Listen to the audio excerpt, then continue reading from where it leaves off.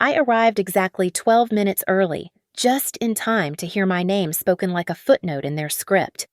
When my husband stood up to toast his new family, the whole stadium cheered while I simply smiled. He thought he was unveiling a future bride, but I had prepared something that would silence every single clap with one button press. If they wanted a stage, I would give them a trial right here. My name is Brenna Carlisle, and at 39 years old, I had built my life in the quiet, manicured streets of Lakeview Ridge, Illinois, on a simple foundation discipline and punctuality. I believed that a marriage, much like a well-run business or a perfectly timed orchestral performance, relied on showing up exactly when you said you would. That was why I arrived at the Westbrook High football stadium exactly 12 minutes before the procession was scheduled to begin. I sat in the bleachers with a bouquet of yellow roses resting on my knees, smoothing the lapel of my navy blazer, embodying the role of the proud mother ready to watch her son, Caleb, close one chapter and open another. My husband, Ethan Kessler, was not there. This was an anomaly that pricked at the back of my neck like a static shock. Ethan had left the house 2 hours ago, claiming he had duties with the parent council and the primary sponsors of the event. He loved the title of community pillar, almost as much as he loved the sound of his own voice giving a toast. Yet, as the band began to tune their instruments, my phone remained silent, and the seat beside me remained empty. I scanned the VIP section cordoned off near the front, expecting to see Ethan shaking hands. Instead, I saw strangers. There were 3 men standing near the velvet rope wearing dark suits that looked too sharp for a high school graduation. They wore laminated guest passes, but they did not look like parents. They stood with their hands clasped in front of them, scanning the crowd with the detached, professional boredom of private security or event coordinators. I stood up and moved closer to the railing, needing a better angle. As I passed the VIP enclosure, the wind carried a snippet of conversation from one of the suited men speaking into a headset. "Mr. Kessler is 2 minutes out. Stick to the plan. All right, we need the visual clear." I stopped moving. Stick to the plan. It was a strange choice of words. A graduation was a ceremony, a ritual, a celebration. It was not an operation. It did not require a plan beyond walking across a stage. The cold feeling in my stomach deepened, heavier than the humidity hanging over the field. I looked past the security guard and spotted Darlene, my mother-in-law. She was standing near the program board, clutching her purse with white-knuckled intensity. Usually, Darlene thrived in these moments, waving to neighbors and basking in the reflected glory of her family. Today, her smile looked like it was held in place by wires. She kept checking her gold wristwatch, her eyes darting between the parking lot entrance and the podium as if she were waiting for a cue. Then, Ethan appeared. He did not come from the parking lot. He emerged from a side entrance near the VIP tent, looking flushed and electric. He spotted me and hurried over, but he did not reach for my hand. He did not kiss my cheek. Instead, he placed a hand firmly on the small of my back, not to embrace me, but to steer me. "Brenna, there you are," he said, his voice tight. "Stand right here. The lighting is better." He pushed me slightly to the left, angling me away from the center of the VIP box. It felt less like affection and more like blocking a scene. I followed his gaze and saw why. Standing in the center of the VIP area, right where Ethan had just come from, was a woman I had never met. She was stunning, with dark, glossy brunette hair cascading over her shoulders and a dress that cost more than my first car. She wasn't looking at the graduates. She was looking at Ethan. Her gaze was possessive, steady, and terrifyingly familiar. It was the look of someone who had already put a down payment on a house and was just waiting for the keys. "Ethan," I asked, my voice low, "who is—" "Not now. Brenna." He cut me off, flashing a smile at a passing photographer. "Just watch Caleb. This is a big moment for us." He said us, but he looked at her. I took a step back, my heels clicking against the concrete. The pieces clicked together in my mind, the security, the timing, Darlene's anxiety, the strange woman standing like a queen on a chessboard. They were not just attending a graduation. They were staging a production. I gripped my phone in my pocket. My thumb brushed against the screen where my notes app was already open. I looked at Ethan, then at the woman, and finally at my son lining up on the field. If they wanted a stage, I would give them a trial right here at the graduation. The principal's voice boomed over the loudspeakers, introducing the platinum sponsor of the ceremony with a reverence usually reserved for war heroes. Ethan jogged up the steps to the podium, his smile flashing white and perfect against the summer sky. He adjusted the microphone with the ease of a man who believed the world was waiting for his next sentence. Graduates, parents, faculty. Ethan began, his voice smooth as polished glass. Today is about the future.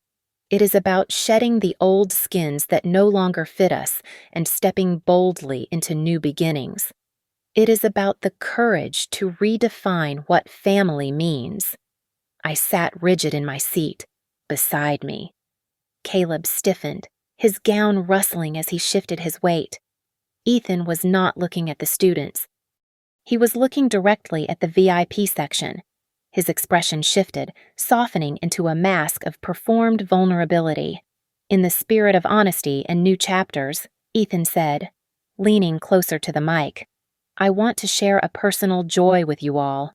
Today, surrounded by this community, I want to introduce my future fiancé. The air left the stadium. Ethan extended his hand toward the woman in the VIP box. Marisol Price, he announced. Marisol stood up slowly. She did not look shocked. She looked ready. She smoothed the silk of her dress and then, with a delicacy that felt practiced, she placed her hand flat against her lower stomach. It was a subtle gesture, barely a touch, but it screamed a headline that everyone understood. Darlene was the first to stand. Her applause was sharp and loud, cutting through the stunned silence like a command. A second later, the men in the dark suits joined in, followed by a few confused parents in the front rows who assumed this was a standard part of the program. The applause rippled outward, hesitant but growing, a wave of social obligation forcing people to celebrate my humiliation. Caleb whipped his head around to look at me. His face was drained of color, his mouth opening and closing as he struggled to find words. Mom, he choked out, his voice cracking. Mom, I swear I didn't know. I did not cry. I did not gasp. I reached out and gripped his wrist, my fingers digging into his skin just hard enough to ground him. I know, I said, my voice low and steady. Don't look at me. Look at him. Remember this. Ethan wasn't finished. He held up a hand to quiet the applause he had manufactured. He turned his gaze toward where I was sitting, his eyes meeting mine with a pity that made my stomach turn. And I want to take a moment to thank Brenna, he said into the microphone, for the past 18 years. Thank you. You have been a wonderful mother to Caleb, and I know you will continue to be a supportive partner in co-parenting as we navigate this transition. It was a eulogy. He was eulogizing our marriage while I was still sitting in the front row. He wasn't just leaving me, he was handing me a participation trophy and dismissing me from the field. Marisol smiled. It was a winner's smile, beaming and radiant for the cameras. But for a split second, her eyes locked onto mine. Her gaze was hard, cold, and explicitly warning. It said, "Don't make a scene. You have already lost." She was wrong. I stood up. I did not rush. I did not stumble. I smoothed the front of my blazer and picked up my purse. I turned to the aisle and began to walk toward the stadium exit. I could feel hundreds of eyes burning into my back, pitying the poor woman fleeing in tears. But I wasn't fleeing. I was getting to work. As I reached the cool shade of the concrete tunnel, the applause for Ethan finally died down. I stopped and pulled my phone from my pocket. My hands were perfectly steady as I unlocked the screen and opened a locked note titled Truth, Timeline, Receipts. I wasn't surprised by the affair. I had suspected Marisol for months. What shocked me, what made the blood roar in my ears with a cold, rhythmic precision, was the venue. They hadn't just cheated, they had dared to turn my son's graduation into their engagement party. They had hijacked the one day that belonged to Caleb to legitimize their betrayal. If you wanted a public life. Ethan, I whispered to the empty tunnel, I am going to give you a very public death. I slid into the driver's seat of my Volvo and locked the doors. The sound of the lock engaging was the first satisfying thing I had heard all day. I leaned my head back against the leather headrest and inhaled deeply, counting to 10. The air inside the car was hot and stale, baking under the Illinois sun, but I did not turn on the engine. I needed the silence. It suddenly clicked. The venue, the microphone, the audience. Ethan had not just chosen the graduation for maximum exposure, he had chosen it for maximum containment. He knew me. He knew I was a creature of decorum. He banked on the fact that I would never scream, throw a shoe, or claw at his mistress in front of the mayor and the school board. He had weaponized my dignity to ensure his safety. My phone lit up on the passenger seat. Then it buzzed. Then it lit up again. The screen became a cascade of notifications. I picked it up. A text from Ethan. Don't you dare make this about you. If you cause a scene in the parking lot, you are hurting Caleb. Not me. Go home. Then a message from Darlene. I always knew you were selfish. Leaving like that. You should be ashamed. Then my brother-in-law. Always the mediator. Always useless Brenna. Just come back to the house. Let's talk about this like adults. I did not reply. I did not type a furious paragraph. I did not send a crying emoji. I went into my settings and switched the phone to a custom focus mode I had set up for meetings. I whitelisted exactly one contact Caleb. Everyone else was sent straight to the void. I started the car and pulled out of the lot, driving not toward our colonial house on Elm Street, but toward the highway. My mind drifted back, replaying the last 6 months like a grainy film reel. The signs had been there, flashing in neon, but I had chosen to look at the scenery instead. The sudden change in Cologne to something musky and expensive. The new gym schedule that kept him out until 9 in the evening, yet his workout clothes never smelled of sweat. The way his phone spent its life face down on the coffee table, guarded like a nuclear code. Business trips, I muttered to the empty car. So many urgent business trips to the city. I merged onto the interstate and drove 40 minutes to a nondescript business hotel near the edge of Chicago. It was a place for conferences and layovers, efficient and impersonal. I walked into the lobby and requested a room for 3 nights. When the receptionist asked for a card, I handed her the secondary American Express linked to Ethan's business account. He rarely checked the line items on this one. His assistant usually just auto-paid the balance. Room 402, the receptionist said, sliding the keycard across the marble counter. The room was beige, smelling faintly of lemon cleaner and recycled air. It was perfect. It was a bunker. I sat at the small desk, opened my laptop, and created a new folder on the desktop. I did not name it divorce or cheating. I named it Kessler Audit. I stared at the blinking cursor and established my rules of engagement. Rule 1. No confrontation. Rule 2. No emotional outbursts. Rule 3. No social media posts. Ethan expected a scorned wife who would rant on Facebook and burn his clothes on the lawn. He expected noise. I would give him silence. I would not be a victim. I would be an auditor. I moved to open my browser, but my eyes caught the small arrow icon in the top corner of my phone screen. Location services. My blood ran cold. The family sharing app. We had installed it years ago for safety when Caleb started driving. I tapped the icon. There was my blue dot, pulsing at the hotel, and there was Ethan's dot, still at the high school. He could see exactly where I was. He was probably showing Marisol right now, laughing at my sad little retreat to a mid-range hotel. "You think you're watching me?" I whispered, my thumb hovering over the setting. "But you're just watching a ghost." I disabled the location sharing instantly. Then, I went further. I logged into our cloud account. I changed the master password. Then I changed the recovery email to a new address I had created 10 seconds prior.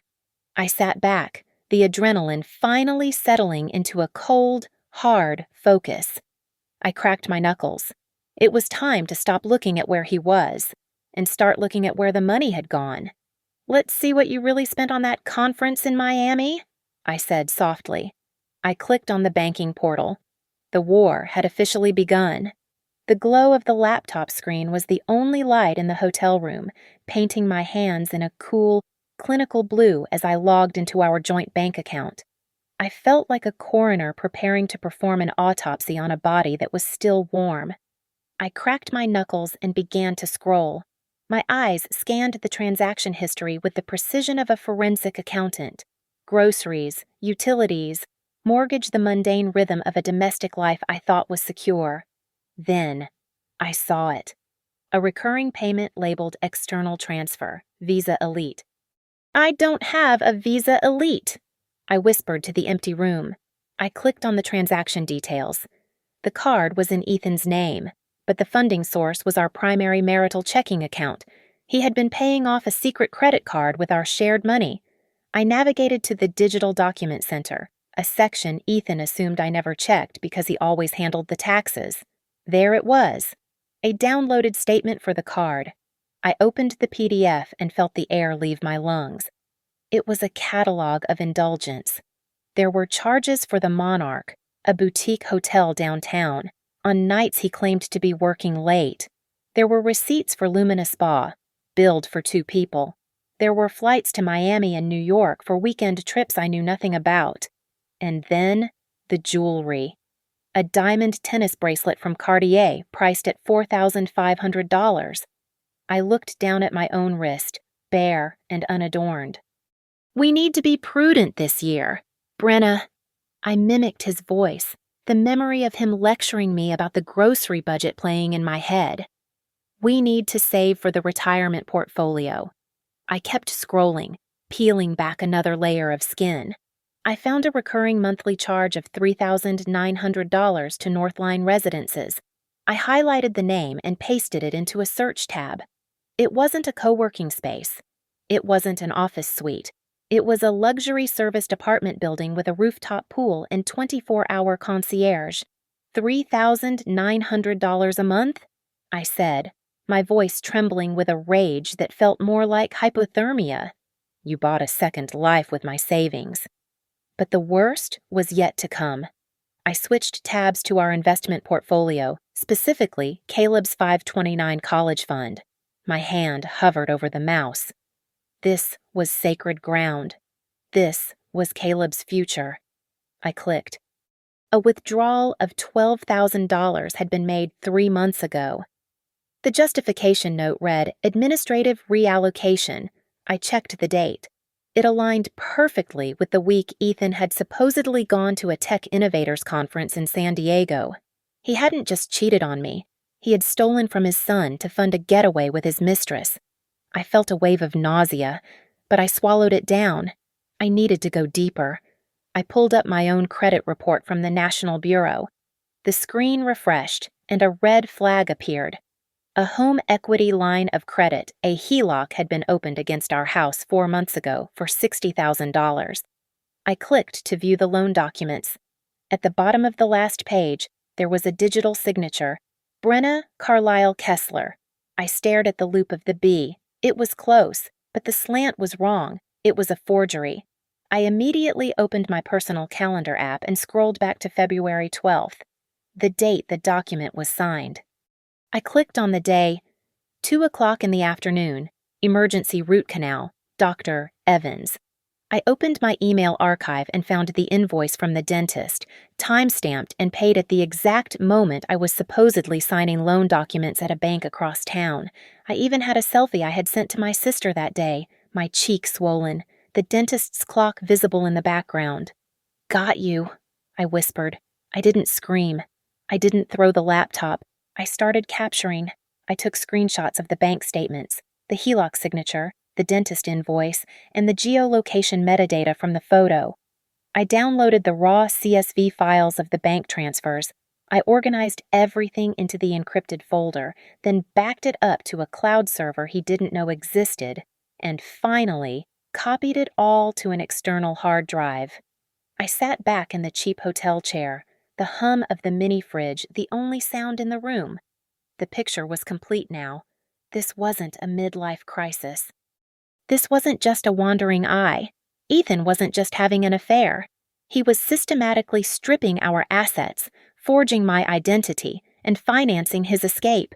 He was building a golden parachute for himself and Marisol, stitched together with the threads of my financial security and Caleb's tuition. I looked at the folder named Kessler Audit. It wasn't a diary of a sad wife anymore. It was an indictment. Tessa Rourke's office was not designed for comfort. It was a fortress of steel and glass perched on the 42nd floor of a downtown Chicago skyscraper, overlooking the city like a watchtower. There were no soft sofas, no boxes of tissues, and no warm lighting meant to induce vulnerability. Tessa sat behind a desk that looked like a slab of black ice, her eyes scanning the printouts from my audit folder with the precision of a surgeon looking for a tumor. She did not ask me how I was feeling. She did not offer me water. She looked up, tapped a manicured fingernail on the stack of bank statements, and asked a single question. Do you want to be right, or do you want to win? I sat straighter in the stiff leather chair. I want him left with nothing but the truth he created. Tessa nodded, a sharp, approving motion. Good, because right doesn't pay the mortgage. Winning does. She pulled the stack of papers closer. What you have found here, specifically the money spent on Ms. Price, the hotels, the jewelry, the apartment rent, is what we call dissipation of marital assets. Illinois is an equitable distribution state. If he spent marital funds on an affair, the court can order him to reimburse the marital estate. Essentially, every dollar he spent on her comes out of his share of the final settlement. We are going to make him pay for his own affair, and the loan I asked, sliding the HELOC document across the desk. The $60,000. Tessa studied the signature on the loan document, then compared it to the copy of my driver's license I had provided. Her expression darkened. This moves us out of civil court territory, Tessa said, her voice dropping an octave. If he signed your name without your power of attorney, that is fraud. It is identity theft. I felt a cold shiver. Do I have him arrested? Not yet, Tessa advised, her eyes narrowing. If you arrest him now, he loses his job, and you lose the primary income source for alimony and child support. We need him employed, just paralyzed. I want you to go to the police station today. File a report for identity theft regarding the loan. Get a case number. Do not press charges immediately. Just get the number. It's leverage. It's a guillotine blade we will hang right over his neck during negotiations. She flipped to the page concerning the college fund. When she saw the $12,000 withdrawal from Caleb's 529 account, she actually smiled. It was a terrifying, shark-like smile. He touched the kid's money, she said softly. Judges hate that. You can cheat on your wife, and some judges will just roll their eyes. But you steal from your child's education to fund a weekend in Miami that paints him as a villain in any courtroom in this state. She pulled out a yellow legal pad and began sketching a timeline. She drew a line down the center. On the left, she wrote Ethan's narrative.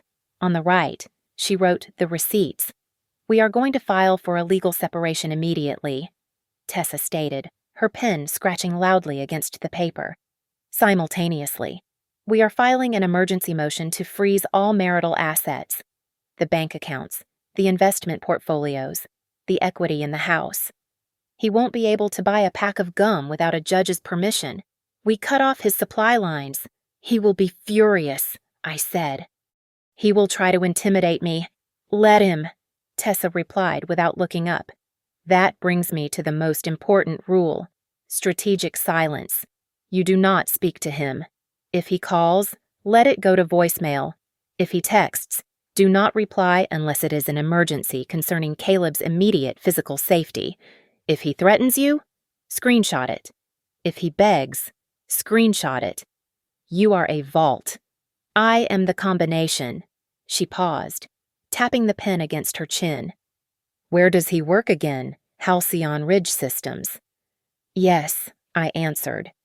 He's a senior director. Corporations like that have strict morality clauses and ethics policies regarding financial impropriety, Tessa mused, especially if an executive is being investigated for fraud. We won't use that card yet. That is the nuclear button. We save that for when he refuses to sign the settlement we want. She stood up, signaling the meeting was over. She handed me a retainer agreement. I signed it without hesitation. As I walked out into the biting wind of the Chicago streets, I pulled out my phone. I created a new contact for Tessa. I didn't use her name. I typed in the architect. I looked at the reflection of the skyline in the glass building, seeing a fractured version of myself pieced back together in the steel panels. I will rebuild my life using their blueprints, I whispered to the reflection. But the signature on the finish line will be mine. The vibration of my phone against the hard laminate of the hotel desk sounded like a drill. It was late, the kind of hour when only bad news travels, and I expected another threat from Ethan. Instead, the name on the screen made me pause. Nora Kessler. My sister-in-law, Ethan's brother's wife. For 15 years, Nora had been a piece of furniture in the Kessler family home, quiet, compliant, and terrified of rocking the boat. She never spoke up when Darlene criticized her cooking or when the men talked over her at Thanksgiving. Seeing her name now felt like receiving a distress signal from a statue. I opened the message. They are saying you are having a mental breakdown. Please be careful. I stared at the words. It was the oldest trick in the patriarchal handbook. If a woman is angry, call her crazy. If she has proof, call her unstable. Tell me exactly what they are saying. Nora, I typed back. A moment later, an image loaded. It was a screenshot of the Kessler family group chat, a digital space I had been removed from 2 hours ago. The message was from Ethan. It read like a corporate memo, not a text to loved ones, family. Regarding today's unfortunate event, Brenna is currently experiencing a severe manic episode. For her safety and ours, please do not engage with her publicly or validate her delusions. We are handling this quietly to protect Caleb. Stick to the script. We are supporting her recovery. My hands shook, not with fear, but with a cold, crystallizing rage. He was not just leaving me, he was sanitizing the crime scene. He was preloading the jury with a story of my insanity so that when I walked into court with financial records, he could dismiss them as the ravings of a sick woman. He sent a PDF attachment too. Nora texted again. It is a media plan. He told Darlene not to argue with you in public because it looks bad for the brand. Before I could process the depth of that betrayal, a notification from my personal email pinged. It was from an address I did not recognize, a string of random letters and numbers. Subject: the NDA, Mrs. Kessler. You don't know me, but I was Ethan's executive assistant at his previous firm 3 years ago. I saw what happened at the graduation on a friend's social media. You need to know that this is his playbook. He forced 2 junior associates to resign using non-disclosure agreements after he was done with them. He doesn't just leave women, he buries them legally. Check for settlements paid out of consulting budgets. I forwarded the email immediately to Tessa with a single note, add to the pile. Tessa replied within 30 seconds. This establishes a pattern of conduct. It proves predatory intent. Good work. I was building an army, but my most powerful soldier arrived 10 minutes later. It started with a text from a number with a Chicago area code. It was polite, formal, and devastating. Mrs. Kessler, my name is Gavin Price. I believe we are being swallowed by the same project. If you are willing, I have information that belongs to you. Gavin Price. Marisol's husband. I agreed to meet him in the lobby of a hotel 2 blocks away from mine. I expected a man filled with rage, someone ready to punch walls. Instead, Gavin Price looked like a man who had been hollowed out. He was sitting in a high-backed armchair, wearing a wrinkled dress shirt, clutching a leather portfolio as if it contained the nuclear codes. "Thank you for coming," Gavin said, his voice raspy. I didn't want to believe it until I saw the live stream of the graduation. My wife. She told me she was at a leadership retreat. My husband said he was with the parent council. I replied, sitting opposite him. They seem to share a talent for fiction. Gavin slid the leather portfolio across the table. It isn't just an affair. Brenna, it's a business plan. Look at the second tab. I opened the folder. It was thick with printed emails, flight itineraries, and hotel bookings. But the document on top made my breath hitch. It was a shared calendar printed out, titled Project Whitecap. Project Whitecap, I asked. That is what they call it, Gavin said, rubbing his eyes. I thought it was a work initiative. Marisol is the chief operating officer at Halcyon Ridge Systems. She isn't just Ethan's mistress. She is his boss. The world tilted on its axis. Marisol wasn't an outsider. She was the COO. She was the one who signed off on budgets. She was the one who approved expenses. Look at the dates. Gavin pointed a trembling finger at the page. Every time Ethan submitted an expense report for client entertainment, Marisol approved it within minutes. The money he spent on the apartment, the jewelry, the flights. It wasn't just stolen from your family accounts. They were funneling company money through vendor accounts to hide their tracks. Marisol has the authority to override the audit triggers. I looked at the spreadsheet. Thousands of dollars moved with the stroke of a pen. They are using the company to fund their romance. I whispered. And the graduation. Gavin continued, his voice hardening. I found an email draft in her sent folder. They planned the announcement for today because Marisol is up for a promotion to CEO next month. She needed to present a stable pay, power couple image to the board. They needed you out of the picture, painted as the crazy ex-wife, so Ethan could step in as the supportive partner of the new CEO. I closed the folder. The pieces locked together with a terrifying click. The graduation wasn't a romantic gesture. It was a PR stunt. It was a corporate merger disguised as a love story. They were going to gaslight me into a mental institution so they could look respectable for a board of directors. They want a new beginning, I said, standing up and clutching the dossier Gavin had given me. They want to be the golden couple of Halcyon Ridge. I looked at Gavin. He looked broken, but I felt stronger than I had in years. Gavin, I said, go home and pack your things, because when I drop this file on the table, there won't be a company left to employ them, let alone a reputation to save. Gavin pushed a single sheet of paper across the small hotel table, his finger resting on a company logo that looked like it had been designed in 5 minutes on a free website. The company was called Apex Strategic Solutions. It is a shell, Gavin said, his voice flat and exhausted. Marisol set it up 6 months ago. She approves payments from Halcyon Ridge to Apex for what she lists as strategic consulting fees. But look at the routing number on the receiving account. I pulled my laptop closer. Opening the spreadsheet I had compiled from the bank statements, I typed in the routing number Gavin had circled. It was a direct match. The account receiving the corporate funds was a secondary checking account linked to Ethan's name, one he had hidden from me by setting the statements to paperless and using a post office box. He isn't just a cheater, I said, the realization settling in my chest like a stone. He is an embezzler. I began to cross-reference the dates. On October 4th, Halcyon Ridge paid Apex $5,000. On October 5th, a payment of $3,900 went out from Ethan's secret account to Northline Residences. It was a perfect, damning cycle. Marisol was stealing company money to pay for the apartment where she slept with my husband. I picked up my phone and dialed Tessa. She answered on the first ring.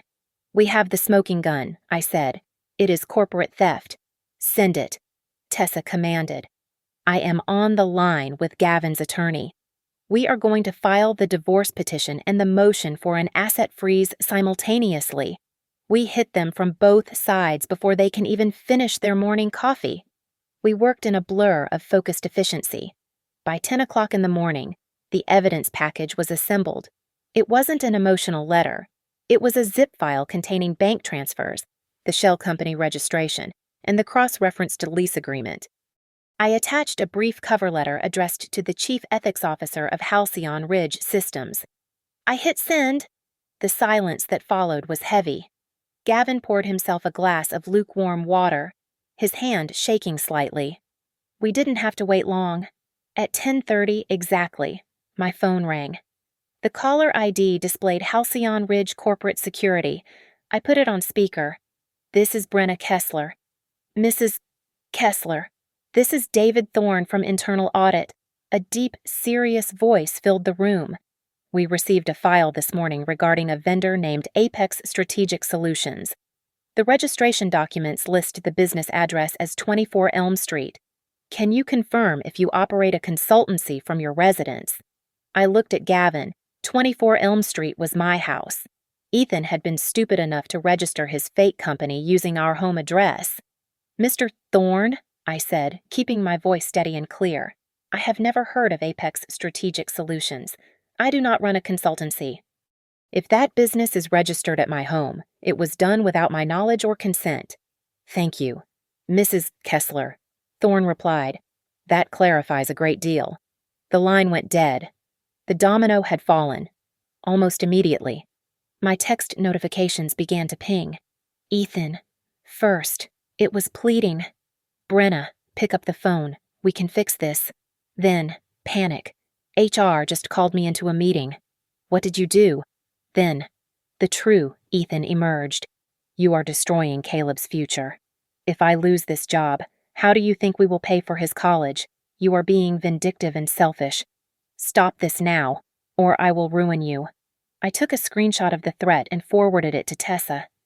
He is scared, Gavin observed, reading the text over my shoulder. He knows it is over. Not yet, I muttered. He still thinks he can spin this. I went back to the cloud drive. Digging through a folder I had synced earlier labeled Drafts, I found a document created 2 weeks ago titled Letter to Family Court. I opened it, and the breath hissed through my teeth. It was a fabricated confession letter, written in my voice, admitting to a severe gambling addiction. Below it were downloaded stock photos of casinos and online betting receipts that had clearly been doctored in Photoshop. Look at this, I said, turning the screen to Gavin. He wasn't just hiding the loan. He was planning to blame the $60,000 HELOC on me. He was going to tell the judge I had a gambling problem and that he took control of the finances to save the family. He is a monster, Gavin whispered. I didn't feel hurt. I felt vindicated. I immediately logged into the credit bureau portals. I placed a fraud alert on my Social Security number. I froze my credit reports at all 3 major bureaus. Then, I filed an identity theft report with the Federal Trade Commission, citing the HELOC and the fraudulent business registration at my address. I sat back, the adrenaline humming in my veins. Ethan thought he was dealing with a heartbroken wife who would collapse under the weight of public humiliation. He thought I would cry in the car while he rewrote history. He was wrong. I wasn't crying. I was conducting an audit. And the thing about numbers is that they do not care about your reputation, your excuses, or your future bride. Numbers do not show mercy. They just show the sum. I drove to the Kessler estate not as a daughter-in-law, but as opposing counsel. The summons had been phrased as a family mediation, a polite euphemism for an ambush designed to bully me into silence. I parked my car and walked to the front door carrying nothing but my laptop and a single, thin manila folder. I left my purse in the car. I did not need keys or lipstick. I needed both hands free to dismantle a lie. The living room was arranged like a tribunal. Harold and Darlene sat on the high-backed velvet sofa. Ethan stood by the fireplace, nursing a tumbler of scotch, looking tragic and misunderstood. Nora sat in the corner, her hands folded in her lap, eyes fixed on the Persian rug.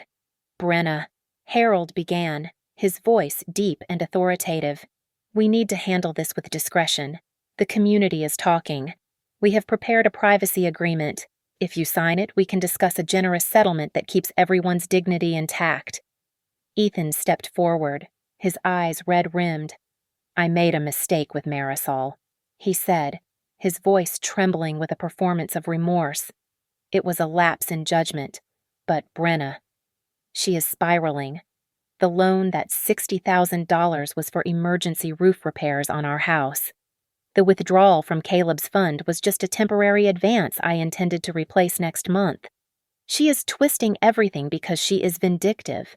I did not sit down. I placed my laptop on the coffee table and opened it. The screen glowed in the dim room. "You said the loan was for the roof," I said calmly, "and you said I signed for it on February 12th. "You did," Ethan insisted, looking at his parents. "She forgets things. She is unwell."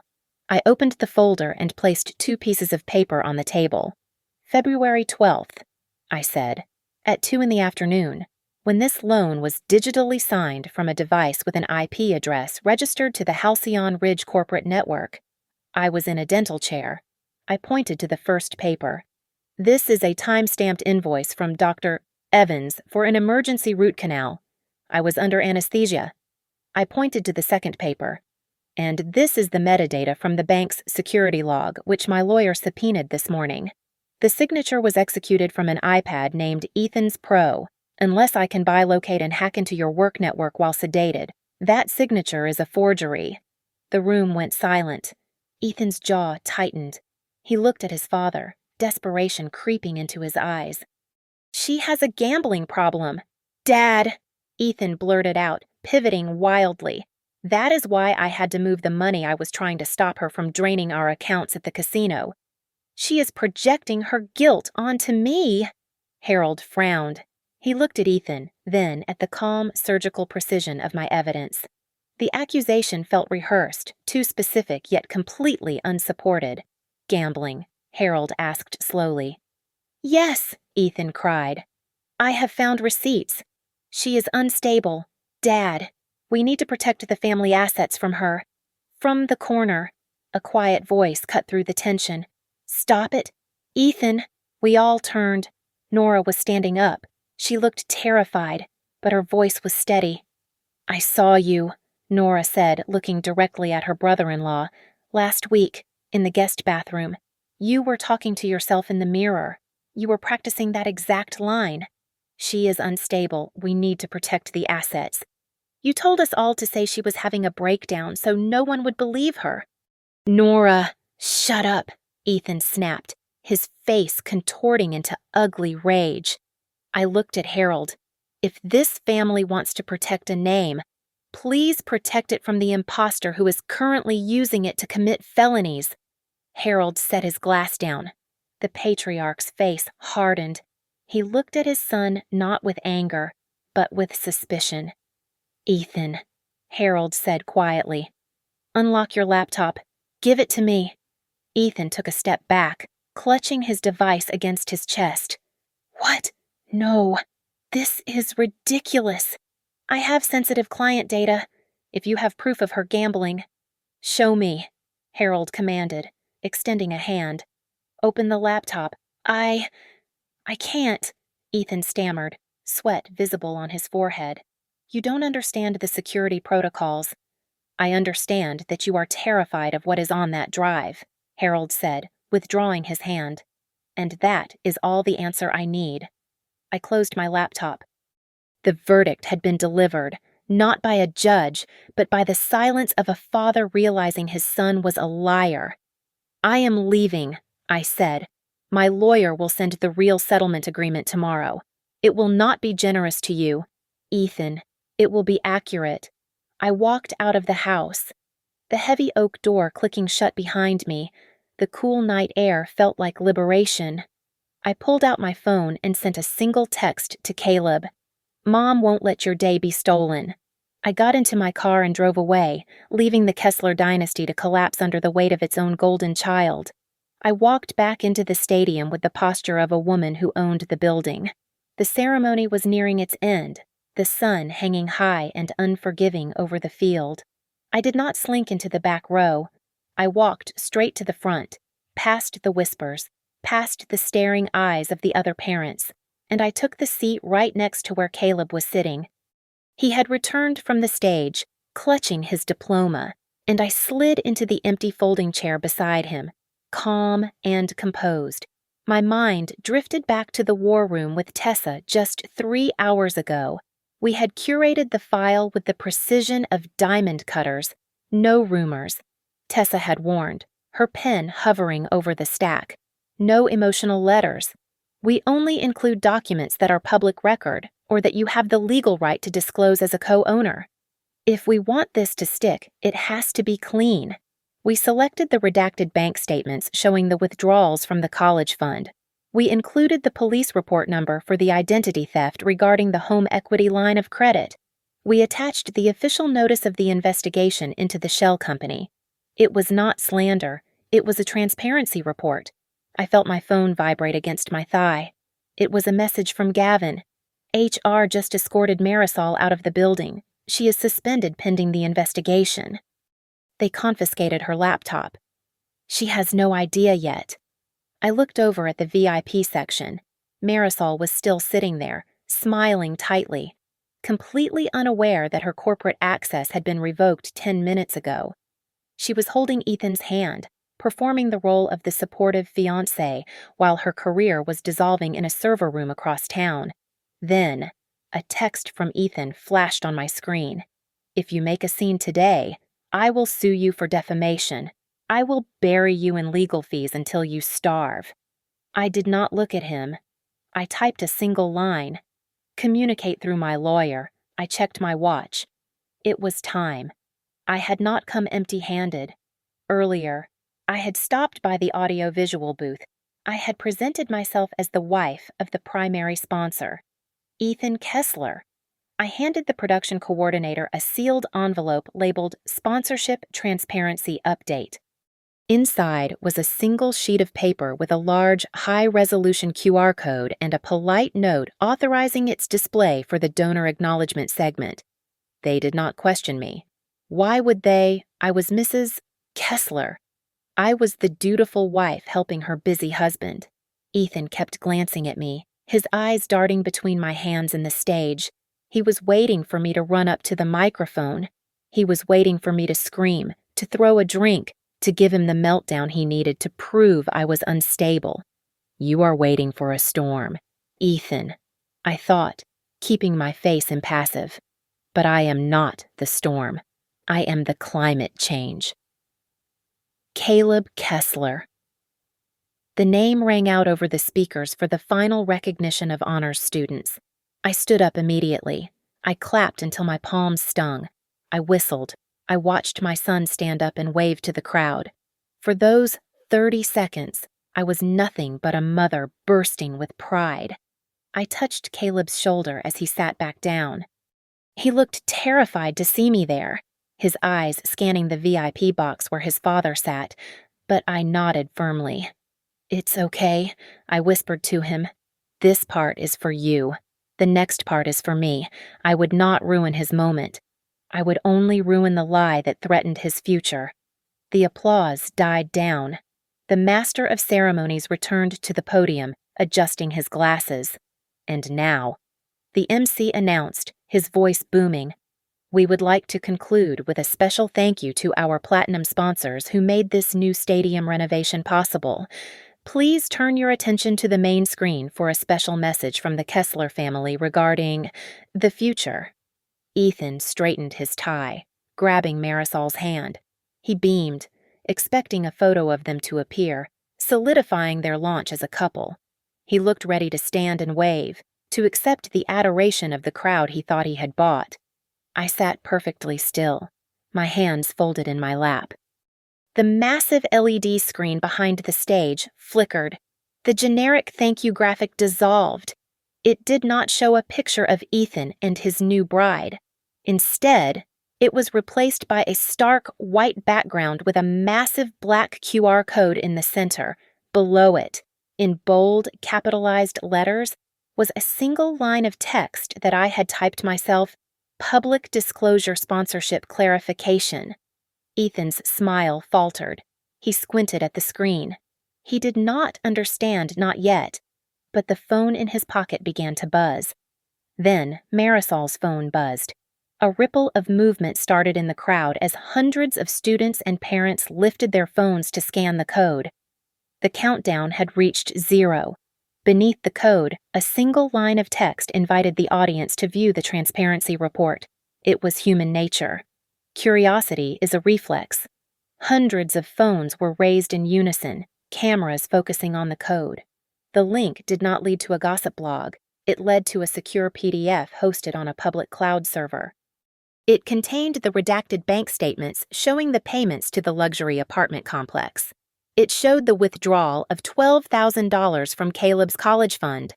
It displayed the digital forensic report of the $60,000 HELOC loan taken out in my name without my consent, stamped clearly with the phrase "Evidence submitted to Northern Illinois District Court."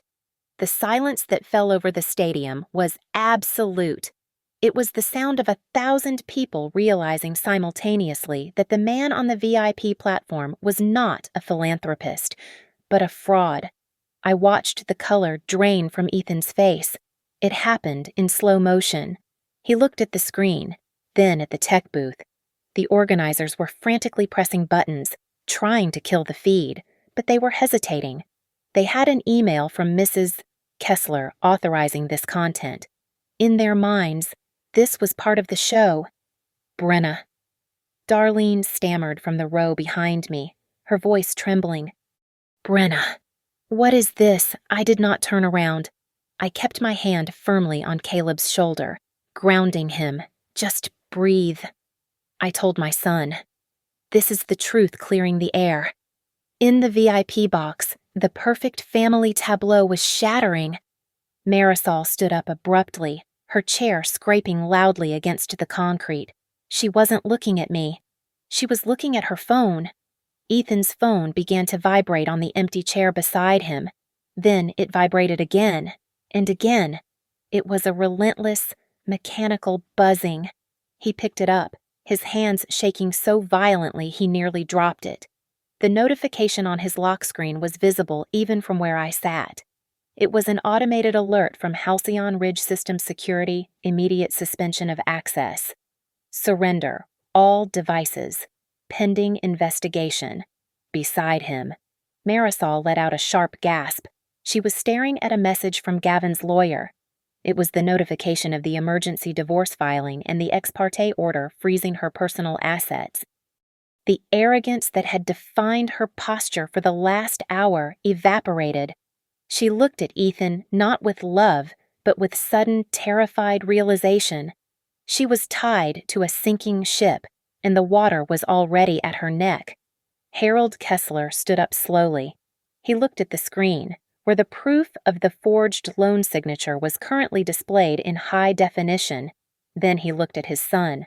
There was no anger in his eyes, only a profound, distancing coldness. He looked at Ethan like he was a stranger he had made the mistake of trusting. Nora, sitting beside him, simply turned her face away, refusing to witness the carnage. Ethan snapped. He scrambled over the low barrier separating the VIP section from the family seating, ignoring the gasps of the people around him. He rushed toward me, his face twisted into a mask of pure venom. "You!" he hissed, his voice cracking as he leaned in close, desperate to keep his volume down, but failing. "You did this. You humiliated me in front of everyone. Do you have any idea what you have done?" I looked him dead in the eye. I did not blink. I did not flinch. I didn't humiliate you. "Ethan," I said, my voice calm and carrying just enough for the surrounding parents to hear. "You humiliated yourself the moment you forged my signature to pay for your mistress. I just turned on the lights." He opened his mouth to scream, to deny it, but he saw the phones pointed at him. He saw the security guards moving toward the aisle, unsure if they needed to intervene. The community pillar had crumbled into dust. I stood up and turned to Caleb. "Come on," I said softly. "We are leaving." "But," the ceremony, Caleb asked, looking at the chaos unfolding around his father. "You graduated," I said, guiding him toward the exit. "The rest is just noise. The rest is a matter for the law." We walked out of the stadium tunnel and into the bright, blinding sunlight of the parking lot. The air tasted cleaner out here. As we reached my car, my phone rang. It was Tessa. "It is done." Tessa's voice came through the speaker, crisp and professional. The judge granted the temporary restraining order and the asset freeze on the marital accounts. The bank has locked the HELOC pending the fraud investigation, and Halcyon Ridge just issued a press release stating they are opening an internal inquiry into financial irregularities. I looked back at the stadium. I could hear the faint murmur of the crowd, but it felt distant, like a storm that had passed. "Thank you, Tessa," I said. "How do you feel?" she asked. I looked at Caleb, who was taking off his graduation cap and loosening his tie, looking lighter than he had in months. "I feel like the audit is complete," I replied. We balanced the books. I hung up the phone and unlocked the car. I didn't look back at the life I was leaving behind. There was nothing there for me anymore. I had entered that stadium as a victim, but I was driving away as the architect of my own justice. "So," Caleb said, buckling his seatbelt. "What now?" "Now," I said, "starting the engine. We go get lunch, and then we start over." Thus, the story ends. The truth has stood in its proper place. Thank you so much for listening to this story. I would love to know where you are tuning in from. So please drop a comment below and let's chat. If you enjoyed seeing justice served, please subscribe to the Victoria Revenge Stories channel, like this video, and hit the hype button so more people can hear this story.